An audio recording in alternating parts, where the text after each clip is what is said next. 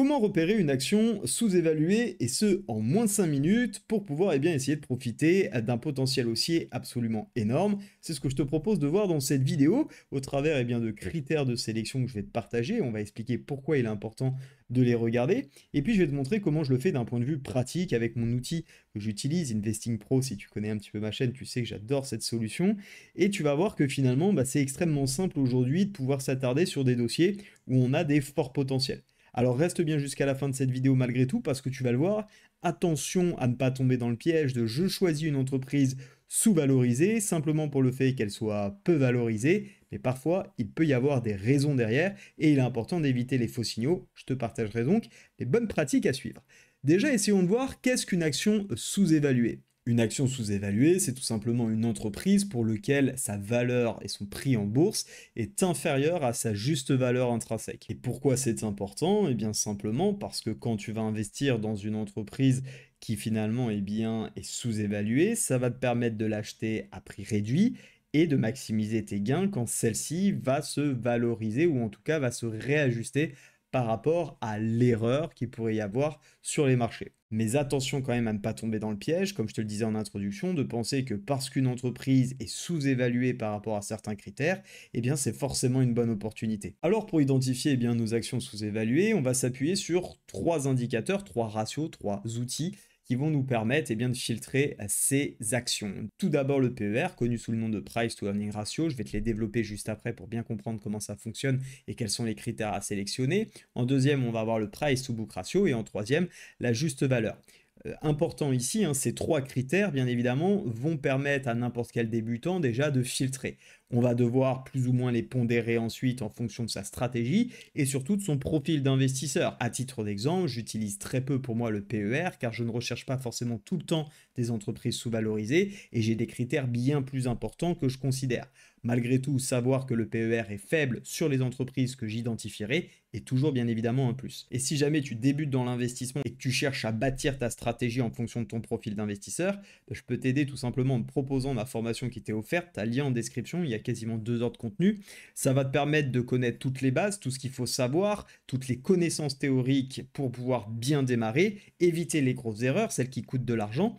Et en plus de ça, au moment où je sors cette vidéo, sache que je suis en train de construire une formation qui cette fois-ci, elle, sera payante et qui va te permettre d'avoir des stratégies en fonction de ton profil d'investisseur. J'apprends notamment l'analyse financière avec des stratégies préétablies, quels sont les outils à utiliser. Et si cela t'intéresse, tu pourras la rejoindre également en ayant rejoint ma formation offerte. Il y aura une proposition qui te sera faite. Actuellement, je suis en train de la bâtir, donc le prix est complètement cassé. L'objectif, c'est simplement que tu participes à la création, non pas en créant bien évidemment le contenu, ça c'est moi qui m'en charge, mais en me faisant des retours réguliers sur les différentes vidéos qui créent cette méthode et qui créent ces étapes pour investir. Moi, ça me permet d'avoir des personnes qui valident la formation, qui me confirment comme quoi les concepts créés sont compris et qu'ils sont bien expliqués pour que les prochains qu'ils recevront plus tard puissent avoir une formation complète et totale, dont tu disposeras bien évidemment. Et l'avantage pour toi, c'est d'avoir une formation à prix complètement cassé, où tu as simplement à me faire ces retours et tu en auras bien évidemment la totalité une fois que celle-ci sera proposée en ligne. Revenons-en donc à notre vidéo et rentrons dans les détails de ces différents indicateurs pour essayer de les comprendre. Et ça, typiquement, c'est des notions que tu pourras retrouver dans ma formation avancée. Ici, l'objectif, c'est de savoir un petit peu où se situe l'action et on peut catégoriser trois classes. La première, c'est un PER inférieur à 15, ce qui signifiera potentiellement que l'action est sous-évaluée. Le deuxième, c'est entre 15 et 25, on va qualifier plutôt de raisonnable sa valorisation. Et au-dessus de 25, on considérera qu'on a une action chère, sauf cas particulier et valeur de croissance. Mais attention également, parce qu'un PER bas peut aussi signifier une baisse des bénéfices. Donc bien sûr, ne pas considérer simplement le PER en se disant top, le PER est à 7 ou 8, c'est forcément une action que je dois acheter. Absolument pas, il y a d'autres critères, comme je te le disais, à prendre en considération. Malgré tout, ça aura tendance à signifier qu'on a une entreprise qui est relativement peu cher et on peut voir effectivement si c'est pertinent. Autre point que je n'ai pas noté ici, mais encore une fois, attention au secteur dans lequel tu regardes ton entreprise, car on a des secteurs par exemple de croissance où les PER seront beaucoup plus élevés, notamment par exemple des secteurs dans la tech, et des secteurs un peu plus défensifs où les PER moyens sont moins élevés. Donc aussi toujours important de remettre bien évidemment dans son secteur et son contexte. Pour le deuxième indicateur, c'est le ratio PB, donc Price to Book, et ici on va mettre en rapport le prix en bourse de l'action par rapport à sa valeur comptable. encore une fois, 3 classes pour essayer de juger. En dessous de 1.5, on est sur une action qui est peut-être sous-évaluée. Entre 1.5 et 3, on est sur une valorisation correcte. Et sur au-dessus de 3, plus exactement, l'action est possiblement trop chère. Encore une fois, certaines industries ont un price to book ratio qui est naturellement plus élevé et un price to book ratio faible peut signaler une entreprise en difficulté. Grande vigilance donc, encore une fois, à ne pas prendre simplement la donnée en disant waouh, c'est super, parmi les 50 entreprises que j'ai filtrées, c'est elle qui a le price to book ratio le plus faible. Non, bien évidemment, ce n'est pas une raison suffisante, mais elle peut indiquer effectivement une action sous-valorisée. Et enfin, on a la juste valeur estimée. Quel est le potentiel de hausse? Et ici, on va le voir grâce à l'outil que j'utilise, Investing Pro. On peut avoir des justes valeurs d'analyse, mais aussi des justes valeurs à partir d'un ensemble d'indicateurs financiers avancés sur la valorisation. Je t'en ai présenté 2 précédemment, mais il peut y en avoir bien plus.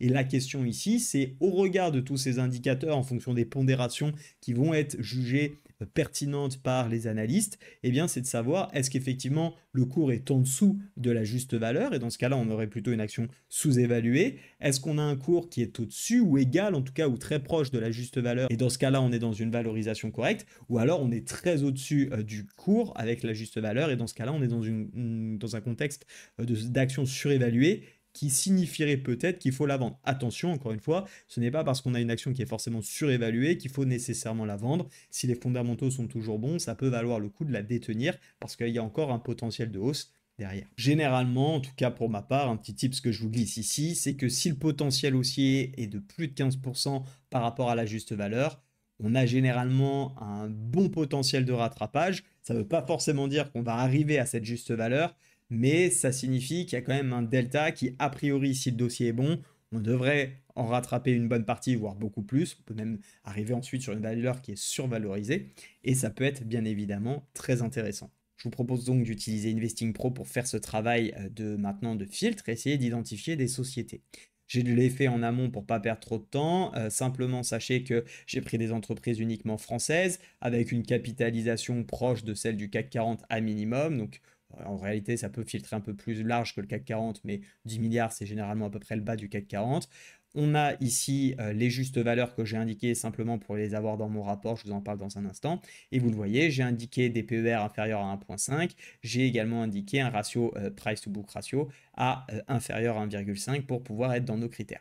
Et ici, j'ai le nombre d'entreprises donc qui ont été filtrées parmi toutes les entreprises disponibles, soit 165 000 et les bananes, sur la plateforme. Et vous voyez, on se retrouve avec des entreprises comme Amundi, Bouygues, Compagnie, enfin Michelin, Orange, Société Générale, Engie, Crédit Agricole, BNP ou encore Total. Dans mon tableau ici et dans la vue que j'ai créée, on voit la capitalisation boursière, on voit le prix, on voit l'évolution sur la journée sur laquelle je suis. Nous sommes le vendredi 21 février, jour où j'enregistre cette vidéo. Et on a la juste valeur d'Investing Pro, donc qui va se baser sur un certain nombre d'indicateurs. On va aller voir comment ensuite. Et la juste valeur ici qui est plutôt des analystes. Là, c'est simplement les analystes font des prédictions par rapport également à des modèles et on fait un calcul parmi la moyenne de toutes ces prédictions, ce qui nous donne la juste valeur et l'objectif des analystes. Vous retrouvez ici les PER et vous voyez qu'à chaque fois on est en dessous de 15 et le price to book ratio pour l'ensemble de ces sociétés où on est bien en dessous de 1.5. Donc ça m'a permis de filtrer ces 9 entreprises et on peut prendre un exemple ici avec Engie pour voir si ça correspond un petit peu à tout ce qu'on s'est dit. On voit ici que la juste valeur de Investing, eh bien c'est 16,47 alors qu'actuellement l'action cote à 16,71. Comment c'est calculé, on le verra un petit peu plus tard dans cette vidéo, je vous présenterai un exemple juste après. Mais finalement, on voit qu'ici, il n'y a pas un potentiel de hausse énorme, contrairement par contre à ce que prévoient plutôt les analystes, où les analystes tapent plutôt sur une juste valeur de l'entreprise au regard de leurs critères à 16,41. On voit qu'il y a donc un gros delta entre ces deux types d'analyse et ça va être lié tout simplement aux différents critères qui sont pris en compte. D'où l'importance de peut-être s'appuyer sur bien ces critères, mais toujours d'avoir les siens. Moi ici, je vois surtout 2 entreprises qui semblent cocher toutes nos cases. Ça serait Orange, puisqu'on voit qu'elle est actuellement à 11,55 et qu'il y a des potentiels de 22% de hausse pour revenir à sa juste valeur ou 20% pour faire simple. On va prendre un petit peu le milieu de ces 2 analyses et on a bien, elle correspond bien à nos critères vus. Même chose pour Total Energy ici, qui cote actuellement à 61 $. Et on a des perspectives sur 76 ou 70. Donc on pourrait se dire, bah ok, bonne perspective, 73 grosses miles, ce qui nous donne effectivement un potentiel de hausse qui est assez important. Moi, j'aime bien les estimations de Investing Pro et on va essayer de voir comment eux, ils font ce calcul-là. Simplement, je vais aller sur la fiche société de Total. Donc, il faut savoir que vous avez ici, pour chacune des sociétés que vous allez donc pouvoir filtrer, avoir tout un ensemble de data. Vous retrouvez ici notamment les fourchettes de marché, la cible des analyses, comme on s'en parlait tout à l'heure. Donc ça, c'est l'ensemble des analyses qui nous donne donc la moyenne à 68,74. Et on va avoir également ici les différents critères qui vont nous expliquer pourquoi potentiellement on a une entreprise qui est sous-évaluée. Juste avant d'aller dans ces détails, ici le profil de l'entreprise, c'est sympa parce que vous avez des news, j'ai envie de dire en bon français, qui ne sont pas vraiment de la data purement mathématique ou financière. Et on voit par exemple que ici, l'acteur de premier plan dans l'industrie du pétrole, du gaz et des combustibles, grosso modo, ça va être tout ce qui va être intéressant en vert ou plutôt positif pour l'action. En gris, des éléments à prendre en considération et en orange ou en rouge, des points de vigilance sur l'action qui peuvent être des critères négatifs pour les ajouter à votre portefeuille par exemple. Donc très intéressant. Ici, on voit aussi sur la fiche qu'on a des comparaisons sur la valeur notamment, on en parlait. Est-ce que finalement Total est tant sous-évalué que ça? Et on voit que par rapport à ses pairs, effectivement le PER moyen est 10,2, donc elle est plutôt en dessous. Et par contre, par rapport à son secteur, on voit que c'est un PER qui est globalement assez bas à 4,7. Okay, même chose au niveau du ratio price to book ratio, on voit qu'il est de 1,2, ses pairs sont à 1,5, le secteur est à 1,1, elle est grosse maille dans le même coin. Vous retrouvez ici toutes les actualités avancées d'ailleurs avec notamment les investisseurs et analystes qui peuvent émettre leurs recommandations. Et on voit ici qu'il y a une juste valeur qui est faite, non pas seulement autour de investing, mais c'est une juste valeur globale. Et ça, c'est très intéressant parce qu'on voit ici, par exemple, qu'il y a un potentiel de hausse qui est de 46,2%.